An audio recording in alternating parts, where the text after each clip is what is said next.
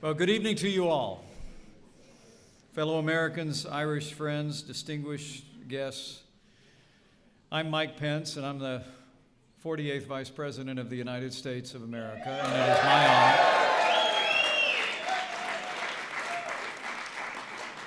It's my honor, along with my wife, Karen Pence, to welcome you on behalf of the First Family to the White House on this very special occasion.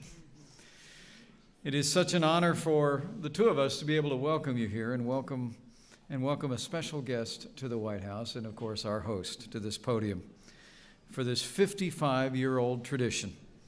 Since Irish Ambassador John Joseph Hearn left a box of Ireland's most famous symbol at the White House in 1952, the Shamrock Exchange has grown to become a festive sign of enduring friendship during this memorable week and an eternal bond between the American people and the people of Ireland.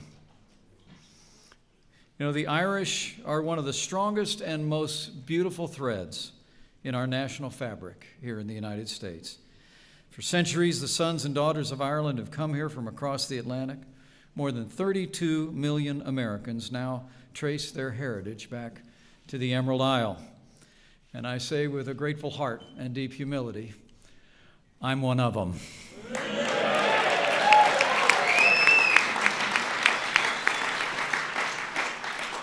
My grandfather, Richard Michael Cawley, stepped off a boat onto Ellis Island in 1923. And that's how Michael Richard Pence got to serve in the White House. My grandfather, as the legend of our family says, was told by my great-grandmother that he needed to go to America. She said, "There's a future there for you."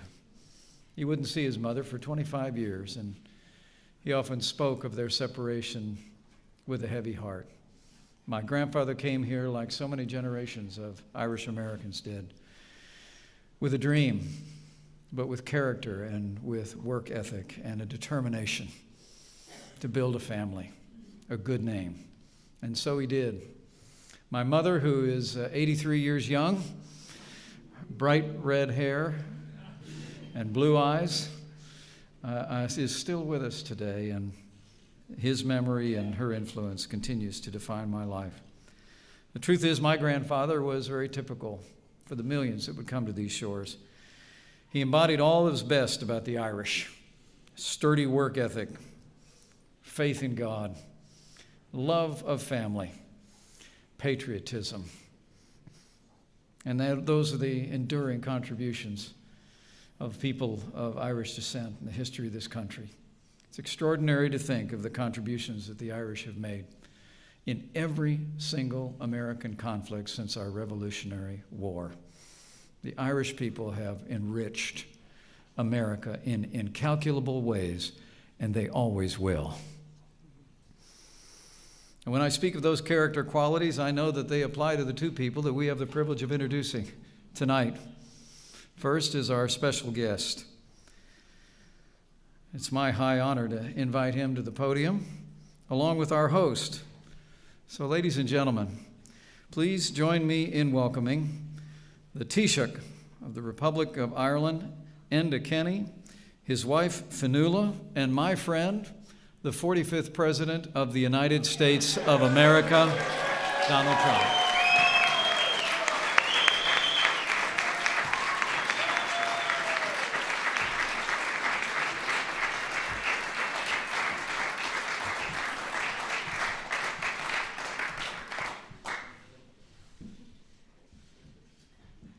Thank you very much.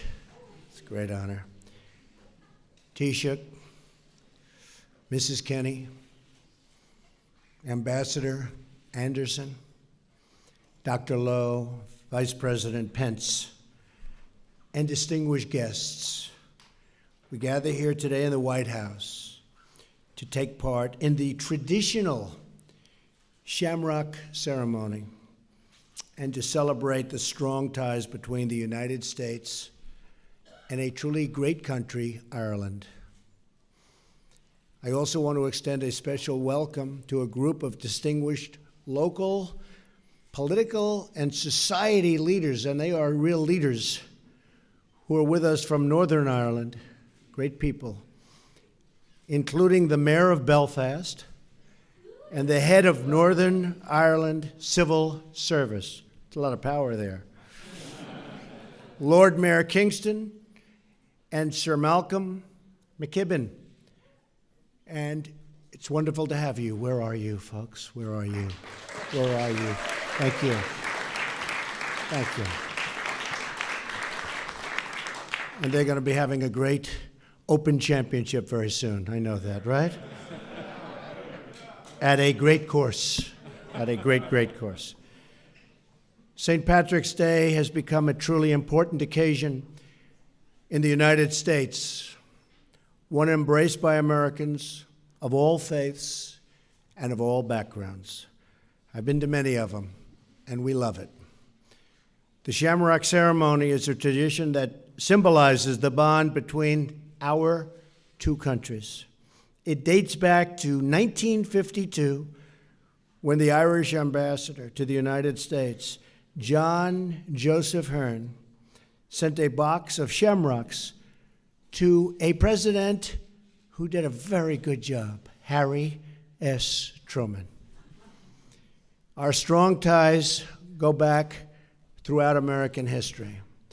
Irish Americans played a vital role in preserving our union during its hour of greatest need. So true. They played a very, very big role.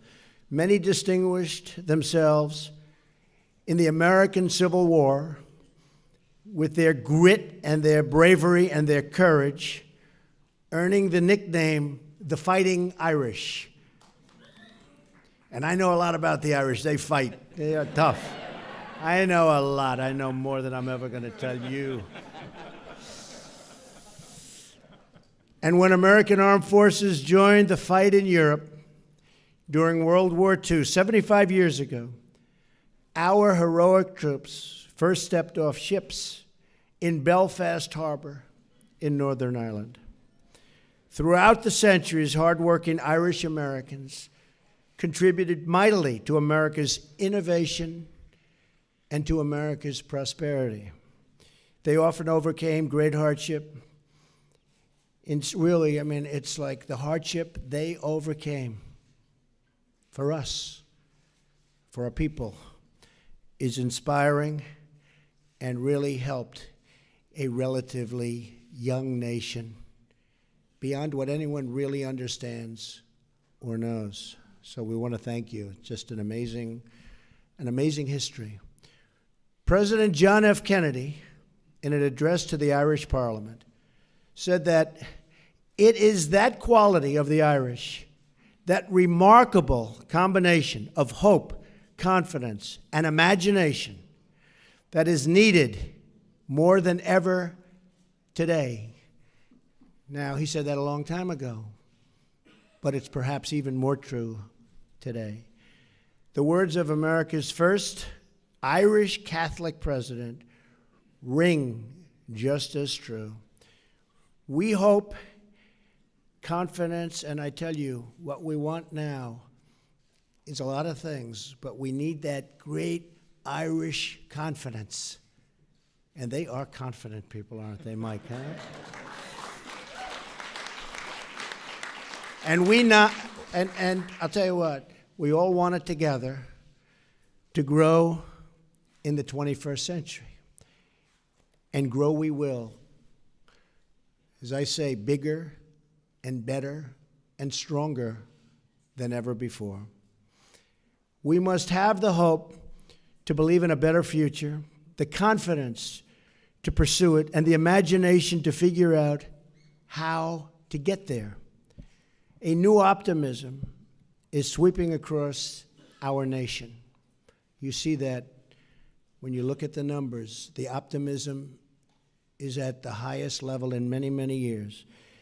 And as America gains renewed strength, Ireland will find us to be an ever-faithful partner and an always loyal friend. We will be there for you, and we will be there for you.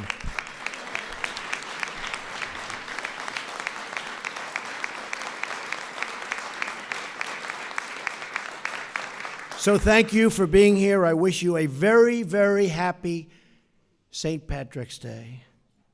And God bless you, and may God bless Ireland and Northern Ireland. Okay. And may God bless America. Thank you very much. Thank you. Thank you very much.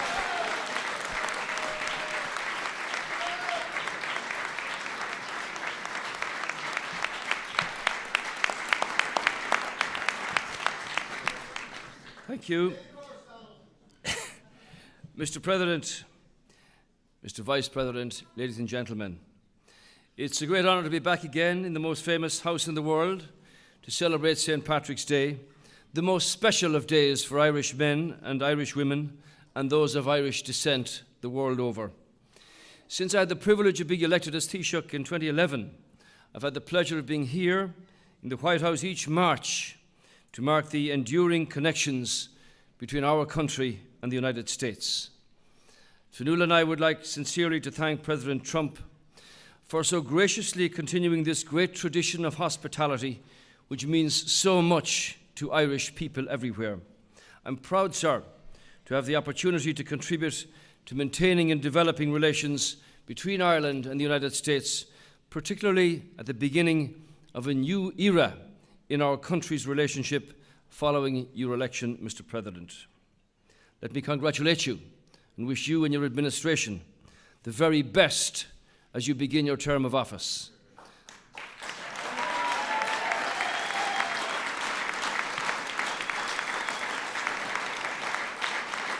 This job, the job you hold, is exceptionally demanding and exceptionally difficult. The United States remains the most influential as well as the most powerful country in the world.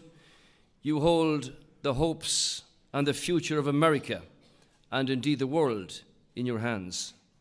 So let me thank you for giving so much of your time today to this visit. We had an excellent meeting, a first-class meeting this morning in the Oval Office, not there very often, where we discussed a variety of important issues of mutual concern. And I want to assure you, sir, of our commitment to working closely with you and your administration as you face the many challenges up ahead. The ties that bind our two countries are deep and historic, and Ireland and the United States have a unique relationship that goes back to the earliest days of the original 13 colonies. Irish-born military officers assisted George Washington to win that war of independence. Indeed, they've fought in every war for America since then. And this very house was designed by James Hoban from Kilkenny, modelled in part on Leinster House in Dublin, where the Irish Parliament has met on our own independence since 1922. And it's fitting that we gather here each year to celebrate St. Patrick and his legacy. He too, of course, was an immigrant. And though he is, of course, the patron saint of Ireland for many people around the globe, he's also a symbol of, indeed, the patron of immigrants. Here in America, your great country, 35 million people claim Irish heritage, and the Irish have contributed to the economic, social, political, and cultural life of this great country over the last 200 years. Ireland came to America because deprived of liberty, deprived of opportunity, of safety, of even food itself, the Irish believed. And 4 decades before Lady Liberty lifted her lamp, we were the wretched refuse on the teeming shore. We believed in the shelter of America, in the compassion of America, in the opportunity of America. We came and we became Americans. We lived the words of John F. Kennedy long before he uttered them. We asked not what America could do for us, but what we could do for America, and we still do. We want to give and not to take. We know the Irish have built the bridges and the roads, protected the public as firefighters and police officers. They've cared for the sick in hospitals, entertained as poets, as singers and writers, as politicians, as judges and legislators, and as entrepreneurs. They provided hundreds of thousands of jobs for Americans including most recently in exciting technology companies. Two-way trade in goods is approaching $100 billion a year at the moment. Irish firms employ 100,000 people across 50 states in the US, and we want to build on this for the future. Mr. President, Ireland's a small island on the edge of Europe, a natural bridge between the United States and Europe. And as a committed member of the European Union and a close friend of the United States, we will work hard with you, Mr. President, and with your administration in pursuit of strong and open relations between the United States and the European Union, including strong trade relationships for the mutual benefit of millions of people either side of the Atlantic. I believe that the strong people-to-people links that Ireland and the United States have developed over the generations will help us in this endeavour. And I wish you and the American people every success and happiness in the future. To Irish Americans, coast to coast, I say in these days especially, we hold you in our hearts. And tonight I thank you again for your warm hospitality. Mr. President, Mr. Vice President, may I wish you and your lovely families every good wish and blessing on this very special day.